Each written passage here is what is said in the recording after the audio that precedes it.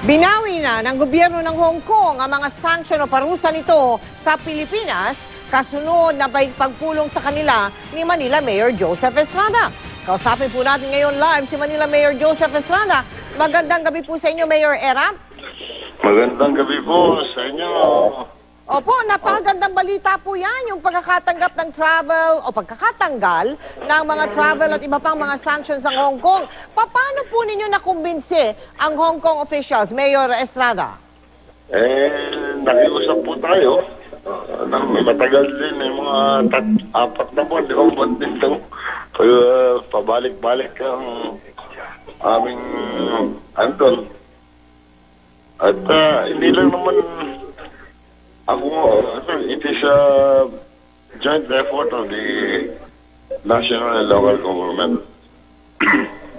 Kasama, opo. Go ahead, sir. Kahit na hindi nangyari ito nung panahon ko, hindi pa naman ako mayor noon nung nangyari ito. Opo. Ako na yung parang alam kong mas malaking magiging pinsala, hindi lang sa Maynila, kundi sa buong Pilipinas. Sapagkat nag-umpisa na bigyan ng sanction ang Hong Kong na yung mga government officials kailangan muna ng visa. Pangalawa, nagbigay din ng sanction na yung mga group tour ng mga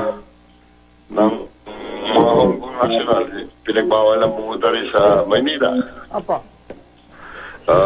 So, ang susunod, kinabahan kami, lalo na ako, na yung ating may mahigit na 160,000 100,000 na po ang overseas contract workers natin doon.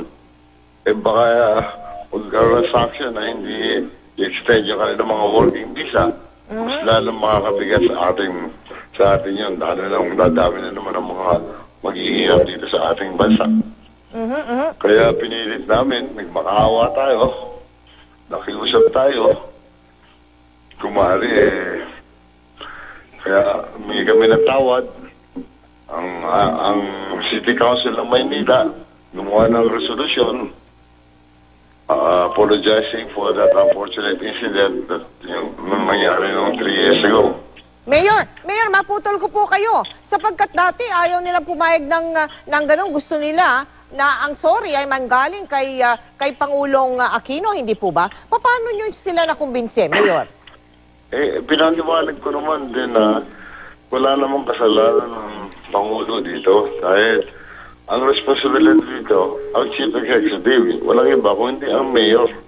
Under the local government code, the Mayor has the full power and responsibility for whatever happens in the respective cities. Kaya merong ang bawang may pananagutan to, hindi ang Pangulo.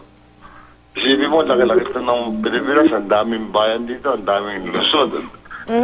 Kung magkakasalanan pa ng Pangulo yan. Kaya nga may mga mayor para silang managot sa bawat bayan nila at bawat lusod nila. Opo. Mayor, kami po ay magpapahatid na ng congratulations sa inyo at sa inyong grupo. Maraming salamat po sa oras na ibigay ninyo sa 24 oras. Magandang gabi po. Salamat din po. Salamat din po.